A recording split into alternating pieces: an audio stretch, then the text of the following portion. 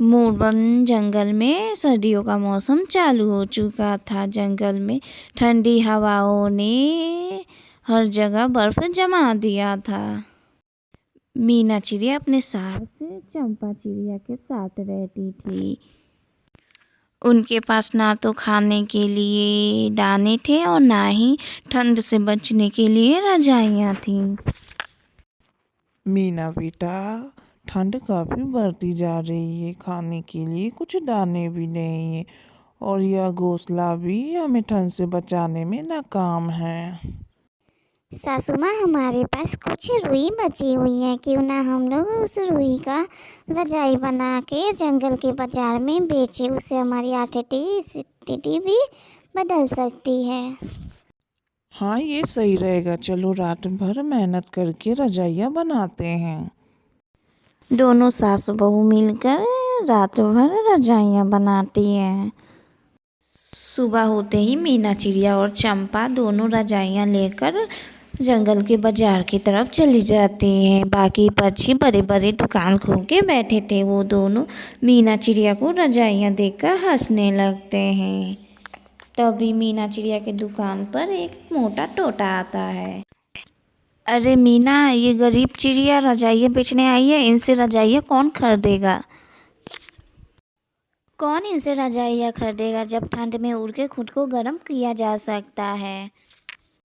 गर्म और सस्ती रजाइयाँ ले लो, ठंड से बचाने वाली नरम रजाइयाँ। धीरे धीरे मीना चिड़िया की दुकान पे ग्राहकों की भीड़ लग जाती है और ये तोती और कबूतर रजाइयाँ खरीद लेती हैं। यह देखकर मीना चिड़िया और उसकी सास चंपा बहुत खुश होती हैं। तभी मोहन कौवा एक पेड़ पे बैठ के मीना चिड़िया की बिक्री की गई रजाइयाँ देखता है और मन ही मन में प्लान बनाता है। वाह, कितनी सुंदर और गर्म में रजाइयाँ दिख रही हैं। कि इतनी मेहनत करके इसे खरीदने से अच्छा मैं इसे चोरी कर लेता हूँ। रात में मोहन कौवा मीना चिड़िया के घोंसले में चला जाता है। मीना चिड़िया और उसकी चंपा सास सो रही थी। कल मोहन कौवा चुपके से रजाइयाँ लेकर वहाँ से चला जाता है। सुबह हो जाती है। मीना चिड़िया और उसकी सास जब सुबह उठती है तब अपनी रजाइयाँ गायब पाती हैं। हे भगवान, ये किसने किया? हमारी सारी मेहनत बेकार हो गई। सासू माँ, ये जरूर अपने जंगल के चोर मोहन कौवे का काम है। उसी ने हमारी रजाइयाँ चुराई होंगी। चलिए हम उसके घोंसले में जाकर देखते हैं। मीना चिड़िया अपने सास चंपा चिड़िया के साथ मोहन कौवे के घोंसले में चली जाती है। मोहन कौवा रजाइयों में सोया हुआ था।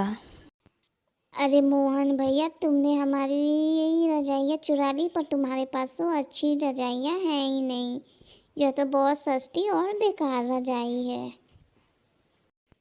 सबसे बढ़िया रजाई वो कौन सी है? हमने एक खास रजाई बनाई थी जो ठंड भगाने में बेहतर है। अगर तुम्हें चाहिए तो हमारी चुराई हुई रजाइयाँ तुम्हें वापस करनी पड़ेगी। मोहन कौवा लालच में आकर रजाइयाँ वापस कर देता है। ये रजाइयाँ ले लो और मुझे सबसे बढ़िया रजाइयाँ ठंड से बचने वाली वापस दे दो। ठंड से बचने के लिए और सबसे बढ़िया रजाई के लिए तो मेहनत करनी पड़ती है मोहन भैया। अगर आप मेहनत करोगे तो बढ़िया रजाई बना सकोगे। मोहन कौवा शर्मिंदा हो जाता है और मीना चिड़िया से माफ़ी मांगने लगता है। मुझे मेरी गलती का एहसास हो गया। अब मैं कभी चोरी नहीं करूँगा। सास बहू दोनों खुश होकर अपनी रजाइयाँ फिर से बाजार में बेचने लगती हैं। मीना, तुम्हारी चालाकी और मेहनत से हमारी समस्या हल हो गई।